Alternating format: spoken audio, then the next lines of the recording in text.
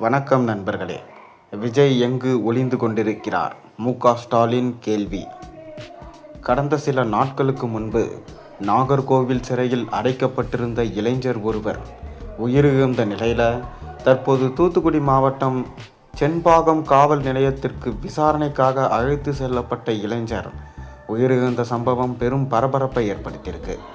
இந்த சம்பவம் குறித்து முதலமைச்சர் விஜய் திமுக தலைவர் ஸ்டாலின் கடுமையாக விமர்சித்திருக்கிறார்.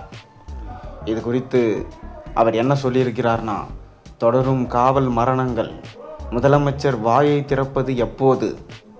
எதிர்க்கட்சியாக இருக்கும்போது சாரி சொன்னால் போதுமா என என்னை பார்த்து வீரவசமாக கேட்டவர் முதலமைச்சரானதும் அதை கூட செய்ய துணிவின்றி எங்கு ஒளிந்து கொண்டிருக்கிறார்?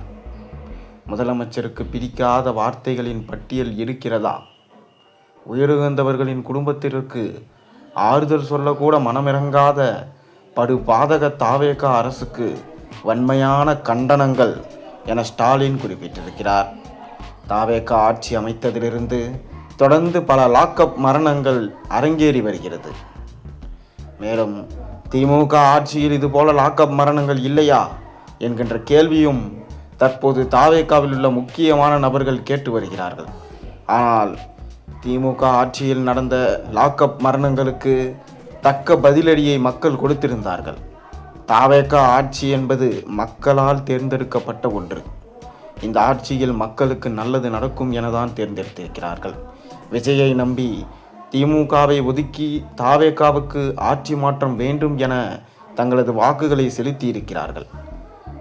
ஆனால் தற்போது தாவேகாவில் தான் லாக்அப் மரணங்களும் தொடர்ந்து அசம்பாவிதங்களும் நடந்து வருகிறது. இதற்கு காரணம் விஜயின் அலட்சிய போக்குதான் என சொல்லப்படுகிறது.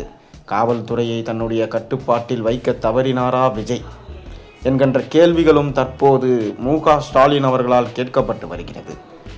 பார்ட்டி ஃபண்ட் என்று கூறிய உடனே உதயநிதி சட்டசபையிலிருந்து ஓட்டம் பிடித்தார் என விஜய் பொதுமக்களிடையே பகிரங்கமாக உதயநிதியை கலாய்த்திருந்தார்.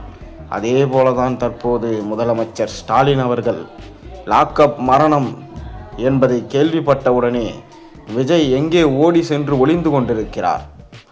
எங்கே உங்கள் முதலமைச்சர்? சட்டசபையில் தேடணுமா, இல்லை அவரின் வீட்டில் தேடணுமா, இல்லை வேறு எங்காவது சென்று ஒளிந்து கொண்டு விட்டாரா முதலமைச்சர் என தற்போது மு.க.ஸ்டாலின் கேள்வியை எழுப்பியிருக்கிறார்.